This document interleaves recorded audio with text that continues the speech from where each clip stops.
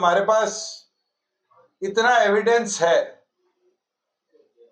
चाहे वो रवि आहूजा को उसके घर से अरेस्ट करते वक्त जिस डीएसपी को इंक्वायरी दी है वो मौके पर मौजूद है,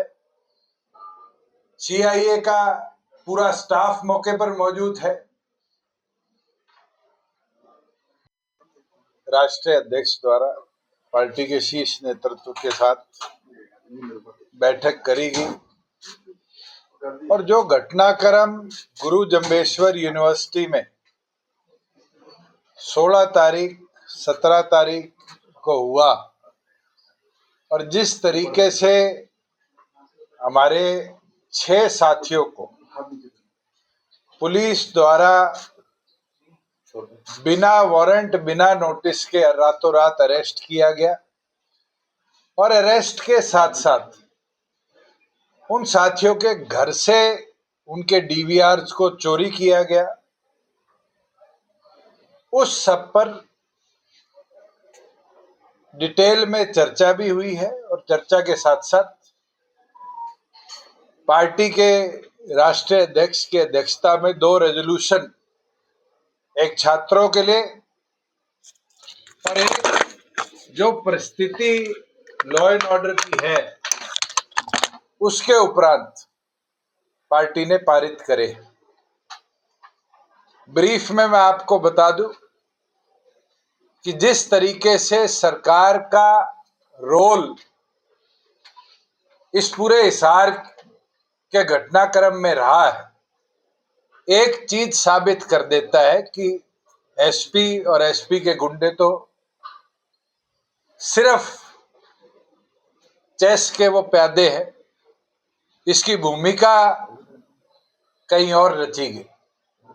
और अब तो हमारे पास इतना एविडेंस है, चाहे वो रवि आहूजा को उसके घर से अरेस्ट करते वक्त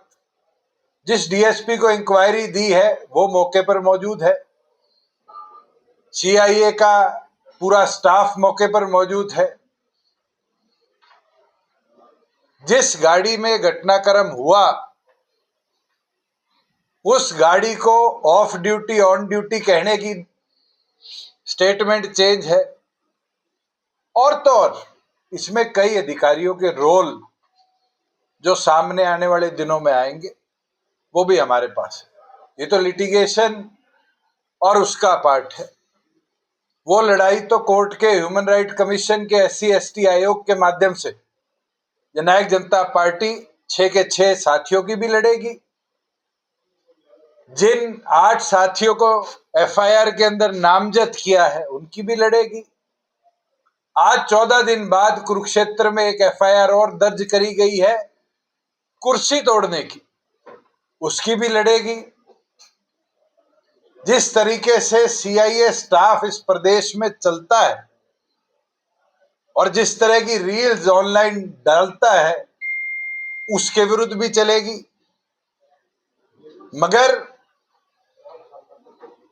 पार्टी द्वारा जो छात्रों की लड़ाई लड़ी जा रही थी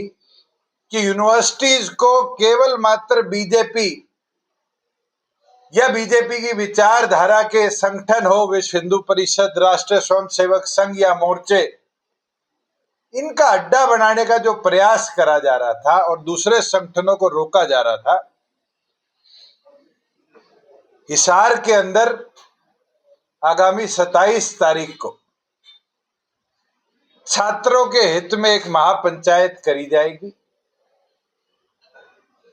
सभी लोगों से आग्रह करता हूं कि इस लड़ाई के अंदर अपने शिक्षण संस्थानों को बचाने के लिए राजनीतिक दलों से ऊपर उठकर सबसे अनुरोध है कि इस लड़ाई में हमारा सहयोग करें। ये कोई जननायक जनता पार्टी की अकेली लड़ाई नहीं है, ये लड़ाई हर उस छात्र के हित की है जिसको यूनिवर्सिटी में प्रताड़ित किया जाता है। आज हमारी बहनें सुसाइड कर रही है तो कहीं ना कहीं उसके पीछे भी प्रताड़ना है। जिस तरह का बड़ा करप्शन के अलग अलग चार्जेस हो, मैनिपुलेशन ऑफ डॉक्यूमेंट्स के चार्जेस हो, इंक्वायरीज के अंदर डिले किया जा रहा है चुनिंदा लोगों को बचाने के लिए, इसके विरुद्ध में होगा। और पुलिस और पुलिसिंग के जो मानदंड गिरते जा रहे हैं उसके विरुद्ध में होगा। जो क्रांतिमान पार्क हिसार का है वो एक संघर्ष की पृष्ठभूमि हमेशा की रही। 27 तारीख को क्रांतिमान पार्क में तय किया जाएगा कि आगे इस पूरी लड़ाई को लेकर कैसे चलना है। आज डॉक्टर साहब ने अपने सभी साथियों को, पदाधिकारियों को यही आदेश दिए हैं कि वो अपने अपने जिलों में अपने साथियों से चर्चा कर सबको इस संघर्ष की लड़ाई के लिए 27 तारीख को हिसार लेकर पहुंचने का काम करें और फिर मजबूती के साथ आगे क्या रूपरेखा रखनी है उसके ऊपर फैसला लेने का काम किया जाए। इसमें एजेंडा मुख्यतः सर वो दो रेजोल्यूशन की बात कर रहे थे सर। एक रेजोल्यूशन जिस प्रकार से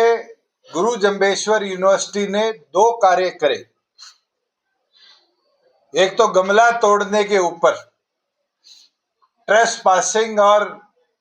डैमेज ऑफ पब्लिक प्रॉपर्टी की धारा लगाकर 8 साथियों को नामजद किया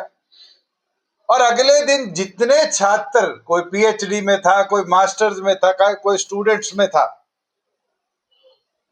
जो छात्र प्रदर्शन में थे या हमारे संगठन से जुड़े हुए थे, उन सबको टर्मिनेट करने का काम किया। एक तो उसके ऊपर रेजोल्यूशन है और दूसरा जिस कॉन्स्पिरेसी को हिसार के एसपी और उनकी टीम ने रचा, इसकी जुडिशियल डिमांड प्रॉपर करी जाए और इन सबको इमीडिएट अंडर सस्पेंशन रखा जाए। हायर ऑफिशियल जो इन्वॉल्व थे उनका तुरंत हेडक्वार्टर ट्रांसफर किया जाए और तो और जिस तरीके से आधी रात को विजेंद्र धानक के घर पे रेड मारकर उसकी माइनर बच्ची के पांव पे पांव रखकर डीवीआर उतारा गया, ऐसे लोगों के खिलाफ SC/ST आयोग इमीडिएट एक्शन लेने का काम करे।